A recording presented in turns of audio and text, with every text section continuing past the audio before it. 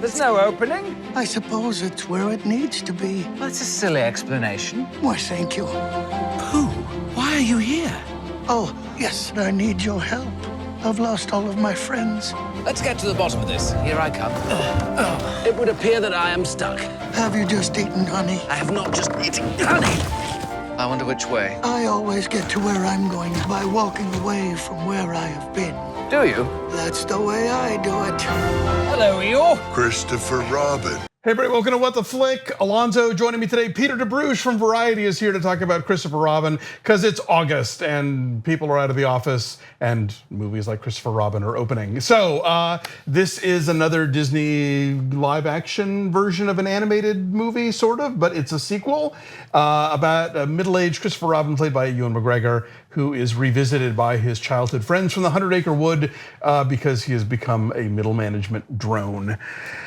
I didn't like this very much. You know, everybody was talking about. I never saw the trailer. Everybody was saying, "Oh, it made me cry," and the movie did not give me any kind of emotional. Well, it's hard not to like it. It's just it underwhelms so much. I think, and it's. I mean, it's a perfectly pleasant movie, but.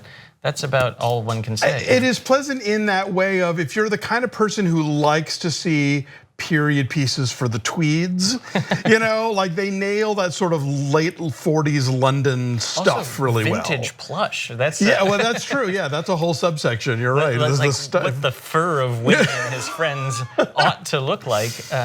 Let's talk about that because, all right, yeah, they are toys in this one. In the cartoons, you know, after a while you sort of forget the fact that these are toys. You know, we sort of think of them as animals, but these are walking, talking, thinking, eating toys that we would imagine that, you know, manifest themselves in Christopher Robin's imagination, that he's the only one who can see them, and when they come back, it's his, you know, inner child trying to be rediscovered.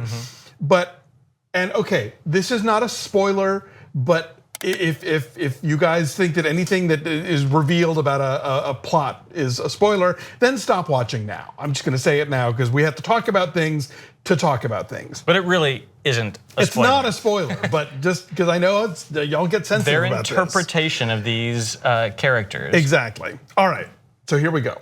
And we find out that everybody can see and hear them. So the movie then sort of opens this Pandora's box that it doesn't know how to deal with, because now it's not that Christopher Robin grew up and left his toys behind. Christopher Robin grew up and abandoned these sentient beings, you know? Right. It's like if Ted had been about like Mark Wahlberg leaving that teddy bear in the back of a closet for 25 years. It's like, no, he's alive. Well, I think it's almost like a corporate decision. You Yeah. know, it's like, I think the more effective version of this would have been the Calvin and Hobbes version. Sure, where exactly. Everyone else sees the stuffed tiger and, you know, he sees Tigger, for instance. I mean, it's like, but in this case, instead, what's going on is Disney can't undermine its brand. This is one of its most successful merchandising brands that there is, and therefore you basically have to have the toys be imbued with their characters that we love them for at all times. But you know, but it's not even Calvin and Hobbes. The Toy Story movies Right. revolve around the fact that no one sees the toys being alive but each other. No, this is a trope that this movie is refusing to follow. Yeah, and it doesn't make any sense. And I noticed that there are 3 credited screenwriters here, and 2 story credits on top of it. So like right, some yeah, so executive 5, I thought about guess, it yeah. back. Like this started out as like an executive's idea that maybe because at the end of The House at Pooh Corner, the book, Milne has Christopher Robin saying goodbye to his toys and going off to boarding school, and the idea was, what if you picked up when he comes home from boarding school just a few years later? Well, but it's, I mean, it's Hook, basically. Yeah. You know, the idea of like the humdrum middle manager who has forgotten his childhood basically that whimsy. movie minus all the fantasy. Exactly, but with this weird thing of the animals that everybody can see talk. And so when I first heard about this being made, they said Alex Ross Perry was writing, and I was like, oh. I'm intrigued because Alex Ross Perry writes very dark, very grown-up movies like Listen Up, Philip, and The Color Wheel. So I thought, okay, what is he going to bring to this? But it's credited to him and Tom McCarthy, who directed Spotlight. So Tom did a rewrite of it, like when Mark Forster came on. This is the sort of variety of it all. Like we see the headlines and know kind of the development of the movie. And Allison Schroeder, who wrote Hidden Figures. And what I've discovered about movies is, when you have three major screenwriters who normally work alone credited on a script, that just means a lot of coffee rings and a lot of. Like for those of you at home, the clue is if the word "and" joins the names, that means they're separate drafts, as opposed to the ampersand, which they work together, right? Exactly. So that's a fun way to kind of know just how much doctoring a movie got. It was kind of like remember the Angelina Jolie movie Unbroken? That was credited like Joel and Ethan Coen and Richard LaGravenese and somebody else. And at first you think, oh wow, all these major screenwriters. And you think, wait a minute, if only one of them were working on it, then that would mean something. If all of them are working on it, then we have a horse by committee that is now a heffalump. It doesn't have to be a disaster. There are cases, of movies that take lots of passes and lots of development. It's like in the same way that I think there's a misjudgment that if there are reshoots on a movie, that means it's going to be that the result is not going to work. A friend of ours always insists on calling that additional photography. But it's important to remember too that people don't invest in failure necessarily. They don't spend $5 million more in something that they think is, doesn't stand a chance. So often there's a will to make that movie work. And again, I think if this movie did work, I wouldn't even be talking about this. It wouldn't matter how many people worked on the screenplay or what the behind the scenes drama of it is. But you look at the results and you're like, there's not a tone here that anybody could decide on. There's not a cohesive feeling about it. And I would almost play off of that because I think what the movie does have, if nothing else, and it does have a few other qualities, is tone. I do think that like Mark Forster, who help me think of Monsters Ball. Help me think of the kind of like the Finding Neverland, Kite Runner, right? Finding Neverland. He did a James Bond movie, although that's not really relevant. Quantum of Solace. He did that movie with Will Ferrell, Stranger Than Fiction. This is a director who is kind of in that Ron Howard vein of like, he can do very middle of the road stuff with a level of finesse, and yet it tends to be broad and a little, it's very middle brow, which I don't mean insultingly. I mean that means it's going to play to the masses. But in this case, I think that he delivers a movie that has a certain texture. It's got a certain kind of golden hour, vintage, tweedy, surface. No, the look is absolutely cohesive, but I just mean in terms of what's this movie supposed to be about? Because it kind of falls into that category of the movie of a million kids movies that are about an adult's midlife crisis and that are about the child who feels that the father is working too hard and not paying enough attention to the family. And it doesn't do any of that stuff any differently than countless other films that I've seen do it. And the more that I think about it, the more I find that very storyline kind of offensive in this day and age, because in the modern economy, everybody is working more hours to make the same wages that stagnated 20 years ago. And it's like, sorry, kid, your dad is probably working 2 jobs, and so is your mom, in the hopes of like keeping the rent paid and feeding you and maybe sending you to college one day. So if he misses a few Little League games, like cut him a break. Well, and it's also a weird thing given not only is I think that a relevant thought now. I mean, this is the kind of movie that's geared towards the children and therefore is kind of like scolding adults for, being preoccupied with work. But it's doing this weird thing where it's doing it in period at a time when the father was the breadwinner and fathers were, what decade does this take place in the 20s? No, he goes to World War II. Okay, so I was thinking it's late 40s. It's also weird, like what age is he playing? Because he's 47. Right. It's like, has it been? If he fights in World War II, I'm thinking that he was like born in the early 20s. I think he's playing 15 years younger than he is. Yeah. Because like otherwise, 37 years have elapsed since he abandoned Pooh, which would be an interesting span of time. Sure. But that's, he's got a 9-year-old daughter, I think. Right. His daughter's the age he was when he last saw Pooh and this. And when he got sent to school. Yeah. But anyway, so it's taking place in the 40s. I mean, by standards of 40s households. Yeah. A father being having to work in this capacity is pretty normal, you know. Yeah, if anything, there was that period during the war where like women went to work for the war effort in the factories or whatever. But then as soon as the war was over, they were very much driven back to the kitchen and driven back into domesticity. And so it was. There's a lot of, and I know this sounds like we're digging into it too hard, but this is what's there, and then maybe we should and there's the massive irony that Disney is making a movie telling middle-aged men they need to spend more time thinking about their childhood toys, right? Which is like, what is the Star Wars generation but middle-aged men thinking about their Star Wars toys, I mean, maybe we can look at things that make the glass a little bit full, because you've got the charm of the original characters, you've got so much of the original DNA of the movies and books in the portrayal of Pooh and his friends is lovely. Yeah, the voices are right. I mean, they really are clearly trying to sort of ape the original voice actors. They brought Jim Cummings back to do Tigger and Pooh. He's the guy who did the voice in the last animated feature version. So there's a familiarity. By the way, I hit this drum a lot. If you've never seen the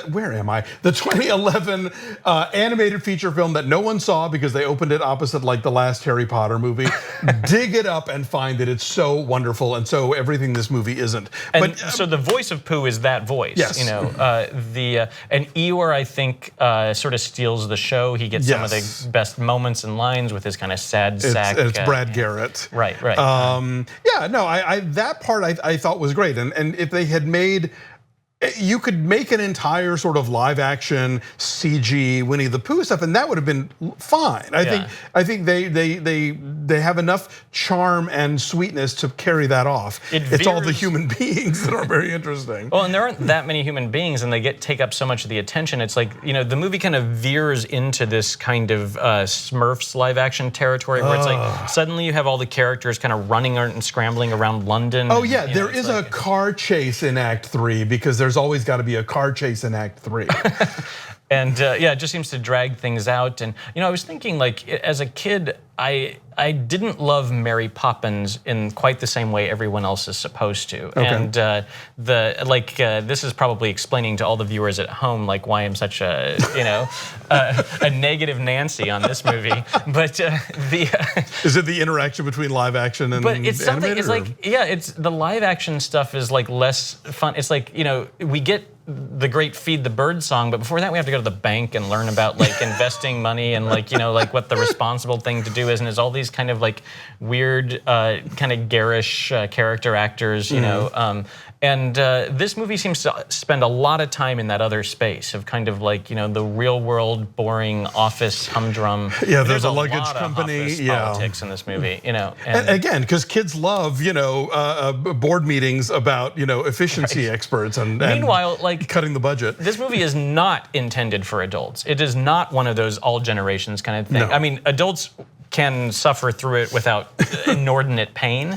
How's that for an endorsement? There you go. Put that on the poster. But I think, won't kids find it slow? I found the pace really sluggish. Yeah, I just think there's a lot of grown-up stuff in this movie, and I think the answer, not that this is ever the appropriate thing to do with a review, but I think the answer, but you're going to do it, is to why isn't it the daughter who discovers these toys? Why aren't they alive to her? Yeah. Why isn't it that Ewan McGregor has to come around to seeing that they're still alive and solves so many of the problems that you have with the movie too, in terms of like the sort of like existential whatever. Yeah, well, it's one thing if this was a metaphor, but it's another thing. Oh wait, no, they're all actually alive, and everybody knows that this is now another movie, and it's another movie that you haven't made, and it's a story that you don't feel like telling, but you've plop this thing on the table and we have to deal with it. I mean, it feels more like this movie is the story of these kind of obnoxious childhood friends that you've kind of outgrown who show up on your doorstep saying, there's a crisis, I've lost, so-and-so's in the hospital, or I've lost so. I mean, it's literally Pooh has been separated from his friends and he needs Christopher Robin's help to reunite them. And and there's not any sort of anything other than kind of like, well, I've got this big job assignment that I have to figure out at the same time as conflict. Right, yeah, I know. The ticking clock is so contrived. Again, the car chase that has to get us, because they've got to get to that meeting on time. It's like, Really, this is what you got, you know? It's all. I just found that all very dispiriting, and I mean, conceptually, I think you could have done a lot of interesting things with this, and they just don't, you know? I mean, like, I was gonna try to avoid making the comparison, but look at the Paddington movies. The Paddington movies at least like create this universe and they understand what the rules are and they follow those rules. And this one just kind of makes it up as it goes along, and it's not interesting. I mean, this is different from those movies. I've kind of caught up late to those movies for some reason because they always get reviewed out of the UK, and so I literally watched Paddington last week. Oh wow. So, or Paddington 2 last week. So it's fresh in the mind, and I mean, that movie is very charming. But I will say that I kind of like the way that the animation and the live action meld more in Christopher Robin than I do there. I still think there's something zombie-like about Paddington, whereas they kind of cracked the Pooh animation in the sense of, with one exception, I think it's weird to watch him eat honey, but like he doesn't, like, they don't try and make him realistic. They make the surface realistic. But see, that's the thing. And here's another thing where it kind of loses me. Because these characters are toys and they're allowed to have sort of dead button eyes, yeah, I think that does get over a thing that you don't have to do with other movies. Although I do think they nail it in Paddington, but that's another story. But then you get into the whole thing of like, what about Rabbit and Owl?